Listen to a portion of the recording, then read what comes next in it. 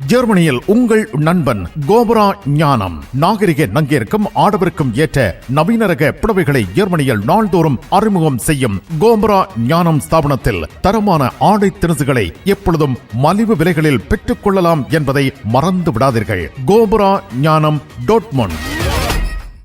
தமிழ் காட்சி ஊடகத்திற்கு நீங்கள் வழங்கி வருகின்ற ஆதரவுக்கு எமது நன்றியை தெரிவித்துக் கொள்கின்றோம். இதுவரையில் சப்ஸ்கிரைப் செய்யாது இருக்கின்ற உறவுகள் தயவு செய்து சப்ஸ்கிரைப் செய்து உங்கள் ஆதரவை தமிழ் காட்சி ஊடகத்திற்கு வழங்கிக் கொள்ளுமாறு மிக்க அன்போடு வேண்டிக் கொள்கின்றோம். மிக்க நன்றி.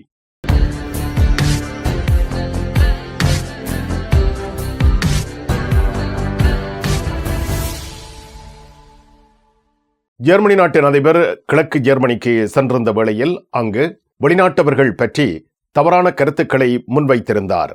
இதனால் இப்பொழுது அவருக்கு எதிரான ஆர்ப்பாட்டங்கள் ஜெர்மனி ரீதியாக நடைபெற்று வருகின்றன.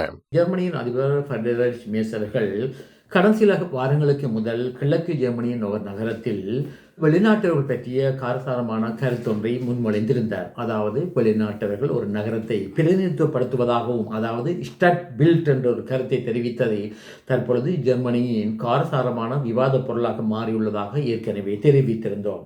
தற்பொழுது இவர்களுடைய இந்த நடவடிக்கைக்கு எதிராக ஜெர்மனியின் பல நகரங்களில் ஆர்ப்பாட்ட ஊர்வலங்கள் நடைபெற்றிருக்கின்றன. குறிப்பாக கடந்த சனிக்கிழமை ஜெர்மனியின் நோட்ரேம்-வெஸ்ட்பாலன் மாநிலத்தில் ஹேன மற்றும் டிசுல்டோர்ஃப் மற்றும் லிவர்குசன் மற்றும் டோர்ட்மண்ட் போன்ற நகரங்களில் பாரிய ஆர்ப்பாட்டங்கள் நடைபெற்றதாகவும், பீலஃபெல்டில் நடைபெற்ற ஆர்ப்பாட்டத்தின் பொழுது இவரது ஆட்சியை பிரதிநிதித்துவப்படுத்துகின்ற மற்றொரு கட்சியான SPD கட்சியினுடைய முக்கிய அரசியல் பிரமுகர் ஒருவர் கலந்து கொண்டதாக தெரிய வந்திருக்கின்றது. அதாவது SPD கட்சியுடைய அரசியல் பிரமுகர் ஃபிரெட்ரிக் மேர்ஸ் சொல்லப்படுகின்ற ஜெர்மன் அதிபருக்கு எதிராக நடைபெற்ற ஆர்ப்பாட்டத்தில் கலந்து கொண்டது தற்பொழுது ஆளும் கூட்டு கட்சியின் பிரதான கட்சியான CDU கட்சியுடைய காரசாரமான விவாதமாக நடைபெற்று வருகின்றது. அதாவது SPD கட்சியினர் ஆட்சியில் இருந்து கொண்டே ஒரு நாட்டினுடைய அதிபருக்கு எதிராக நடைபெற்ற ஆர்ப்பாட்டத்தில் கலந்து கொண்டு இருக்கக்கூடாது என்று இந்த கட்சியினுடைய முக்கிய அரசியல் பிரமுகரான ஜென்ஸ் ஸ்பான் அவர்கள் கருத்து தெரிவித்திருக்கின்றார்கள். அண்மையில் பல இணையதளங்கள் மற்றும் சமூக வலைத்தளங்களிலும் தற்போதைய அதிபர் ஃபிரெட்ரிக் மேர்ஸ் அவர்கள் பற்றி காரசாரமான கருத்துக்கள் பரிந்துரைக்கப்பட்டு வருகின்றது. அதாவது இவர் இனவாதமான கருத்தை பிரதிபலிக்கின்றார் என்று தெரிய வந்ததாக பல சமூக வலைத்தளங்களில் தெரிவிக்கப்பட்டு வருகின்றது. ஜெர்மனி எசன் நகரத்தில் நடைபெற்ற துப்பாக்கிச் சூட்டு சம்பவத்தில் சம்பந்தப்பட்ட நபர் போலீசாரிடம் சரணடைந்துள்ளார். எசன் நகரத்தில் காட்டன்பர்க் என்ற பிரதேசத்தில் நேற்று முன்தினம் பிற்பகல் பாரிய துப்பாக்கிச்சூடு மற்றும் கத்திக்குத்து தாக்கல் சம்பவம் ஒன்று நடைபெற்றது. இதே வேளையில் இந்த கத்திக்குத்து தாக்கல் சம்பவத்தில் ஈடுபட்டதாக சந்தேகிக்கப்பட்ட நபர் இந்த தாக்கல் சம்பவத்துக்கு பிற்பாடு இந்த இடத்தை விட்டு தப்பியோடியதாக தெரிய வந்தது. இதே வேளையில் போலீசார் இஸ்தலத்துக்கு விரைந்ததாகவும், இஸ்தலத்துக்கு விரைந்த பொழுது 2 நபர்கள் துப்பாக்கிச் சூட்டுக்கும் கத்திக்குத்துக்கு இலக்காகி மிகவும் ஆபத்தான நிலையில் அந்த இடத்தில் இருந்ததாக தெரிய வந்திருக்கின்றது. இதன் காரணத்தினால் உடனடியாக போலீசார் இந்த 2 நபர்களையும் வைத்தியசாலைக்கு அழைத்துச் செல்லப்பட்டு வைத்தியசாலையில் தற்பொழுது அனுமதிக்கப்பட்டு வைத்திய சிகிச்சைக்கு இவர்கள் உள்ளாக்கப்பட்டு வருவதாக தெரிய வந்திருக்கின்றது. இது இவ்வாறு இருக்க, இந்த கத்திக்குத்து மற்றும் துப்பாக்கிச்சூட்டு சம்பவத்தில் ஈடுபட்டதாக சந்தேகிக்கப்படுகின்ற 23 வயதுடைய சிறிய நாட்டு நபர் ஒருவர் நேற்றைய தினம் போலீசில் சரணடைந்ததாக தெரிய வந்திருக்கின்றது. இதே வேளையில் போலீசாருடைய கூற்றின் பிரகாரம் இது கிளான்ஸ் கிரிமினலிட்டேட் என்று சொல்லப்படுகின்ற 2 குற்றவியல் குழுக்களுக்கிடையே ஏற்பட்ட மோதலின் விளைவாக அவர்கள் கருதுவதாகவும், இந்த கோணத்தில் இவர்கள் இந்த விசாரணைகளை தற்பொழுது முடக்கிவிட்டு வருவதாக தெரிய வந்திருக்கின்றது. ஜெர்மனியில் ஆண்டுதோறும் நடைபெறும் வணக்கம் ஐரோப்பா 2026 உங்கள் அபிமான பாடகர்கள்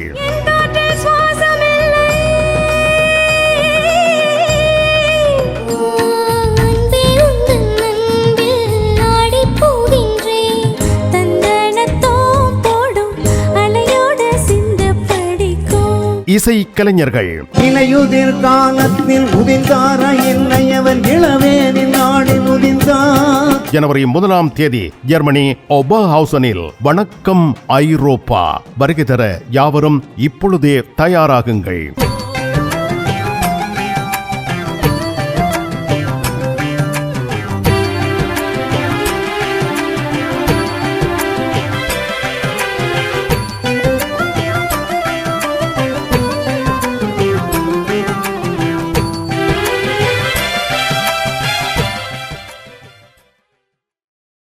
டோட்முண்டில் ராஜமுத்திரை SK சில்க்ஸ் பாரடைஸ். உங்களுக்கு பிடித்தமான ஆடைகள் அனைத்தும் மாபெரும் மலிவு விற்பனை. ஒவ்வொரு சனிக்கிழமையும் அதிவிசேட மலிவு விற்பனை. விஜயம் செய்யுங்கள் SK silks Paradise Dortmund. Germany நாட்டில் சாரதி அனுமதி பத்திரம் பெறுவதற்கு பெரும் தொகை பணம் தற்பொழுது செலவிடப்படுகின்றது. இதனை குறைப்பதற்காக தற்பொழுது நடவடிக்கைகள் மேற்கொள்ளப்படுகின்றன.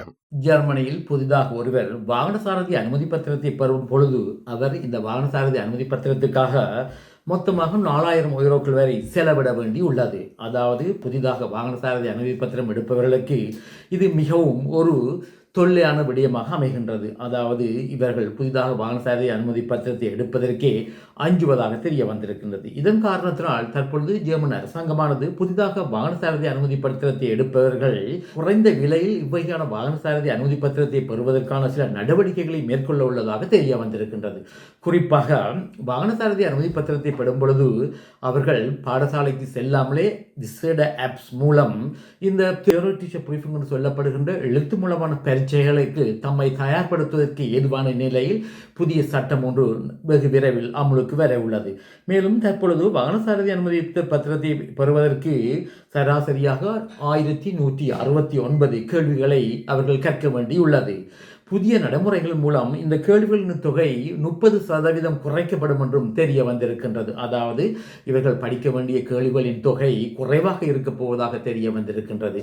மேலும் பல வாகனம் ஓட்டுதல் விடயத்திலும் அரசாங்கம் புதிய சில சட்டங்களை கொண்டு வர உள்ளதாக தெரிய வந்திருக்கின்றது. குறிப்பாக அவுட்டோபான் என்று சொல்லப்படுகின்ற அதிவேக போக்குவரத்து பாதையில் வாகனங்களை ஓடுவதற்குரிய மனத்தியாளங்களை குறைப்பதற்காக விசேட சிமுலேட்டர் சொல்லப்படுகின்ற கணனி மூலம் இயங்குகின்ற செயலிகளை உருவாக்க உள்ளதாக தெரிய வந்திருக்கின்றது. இதன் மூலம் புதிதாக வாகன சாரதி அனுமதி பத்திரத்தை பெற முயற்சி எழுகின்ற நபரானவர் வாகன ஓட்டத்திற்காக கூடுதலான பணத்தை செலவிட வேண்டிய அவசியம் ஏற்படாது என்றும் தெரிய வந்திருக்கின்றது. இதன் மூலம் சராசரியாக புதிய வாகன சாரதி அனுமதி பத்திரத்தை பெறுவதற்கு புதிதான நபர் ஒருவர் 2500 யூரோக்கள் வரை செலவழிக்கக்கூடிய நிலை ஏற்படலாம் என்று தெரிய வந்திருக்கின்றது. இது எவ்வாறாக இருந்தாலும் ஜெர்மனியின் பாஷூலன் சொல்லப்படுகின்ற வாகன சாரதி அனுமதி பத்திரத்தை பெறுவதற்கு அவர்களை தயார்படுத்துகின்ற பாடசாலைகளில் கூடுதலாக சிமுலேட்டர் சொல்லப்படுகின்ற இந்த விசேட கணனி பொறிமுறை செயல்பாட்டில் இல்லை என்று தெரிய வந்திருக்கின்றது. குறிப்பாக தூரிங்கன் மாநிலத்தை எடுக்கும் பொழுது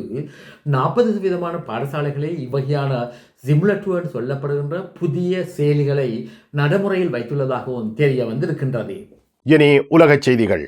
ஆசியான் என்று சொல்லப்படுகின்ற கூட்டு அமைப்பினுடைய மகாநாடானது மலேசியாவின் தலைநகரமான கோலாலம்பூரில் நேற்று தினம் ஆரம்பித்திருக்கின்றது. இதே வேளையில் இந்த ஆசியான் மகாநாட்டில் கலந்து கொள்ள இருக்கின்ற அமெரிக்க ஜனாதிபதி டொனால்ட் ட்ரம்ப் அவர்கள் இந்த ஆசியான் மகாநாட்டில் கலந்து கொண்ட பிற்பாடு ஜப்பானுக்கு செல்வார் என்றும் இவர் ஜப்பானுக்கு சென்ற பிற்பாடு சீன அதிபர் ஷியாம்பிங் அவர்களை சந்தித்து பேச்சுவார்த்தை நடத்துவார் என்றும் தெரிய வந்திருக்கின்றது. இதே வேளையில் இந்த பேச்சுவார்த்தையின் பொழுது தாய்வான் பற்றிய விடயங்களும் விவாதிக்கப்படலாம் என்று சில கருத்துக்கள் நிலை வருகின்றன. குறிப்பாக தாய்வான் மீது தாக்குதல் ஒன்றை ஆரம்பிப்பதற்கு சீனா பல செய்தி முறைகளை நடைமுறைக்கு கொண்டு வந்துள்ளதாக தெரிய வந்திருக்கின்றது. இது இவ்வாறு இருக்க நேற்றைய தினம் ஷுயிட் சீனேசிச மேயர் சொல்லப்படுகின்ற தென் சீன கடல் பிரதேசத்தில் அமெரிக்காவுடைய விமானந்தாங்கி கப்பலிலிருந்து பறந்து சென்ற ஒரு போர் விமானம் மற்றும் உலங்கு வானூர்தியானது சில குறிப்பிட்ட நேர இடைவெளிக்குள் விழுந்து நொறுங்கியதாக தெரிய வந்திருக்கின்றது. இதே வேளையில் இந்த உலங்கு வானூர்தி மற்றும் போர் விமானங்களை இயக்கிய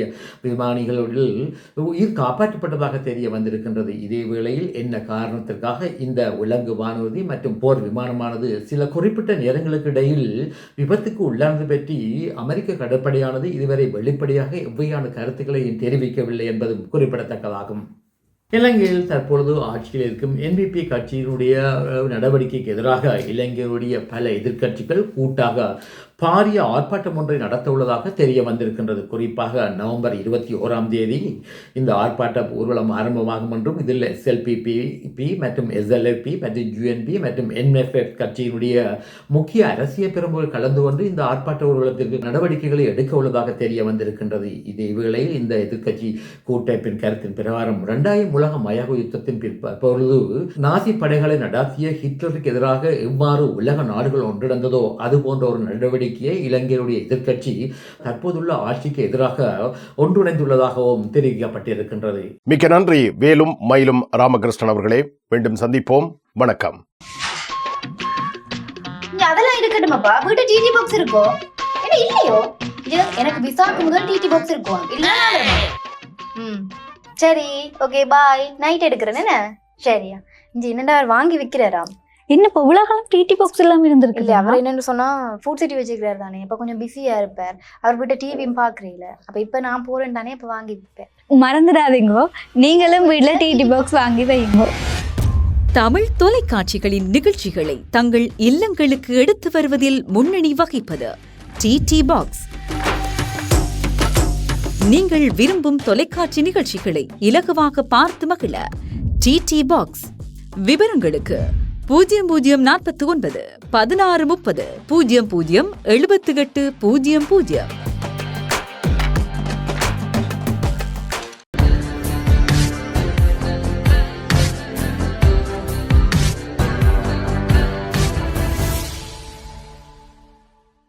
டோட்முண்டில் ராஜமுத்திரை எஸ்கே சில்க்ஸ் பாரடைஸ். உங்களுக்கு பிடித்தமான ஆடைகள் அனைத்தும் மாபெரும் மலிவு விற்பனை. ஒவ்வொரு சனிக்கிழமையும் அதிவிசேட மலிவு விற்பனை. விஜயம் செய்யுங்கள் எஸ்கே சில்க்ஸ் பாரடைஸ் டோட்முண்ட்.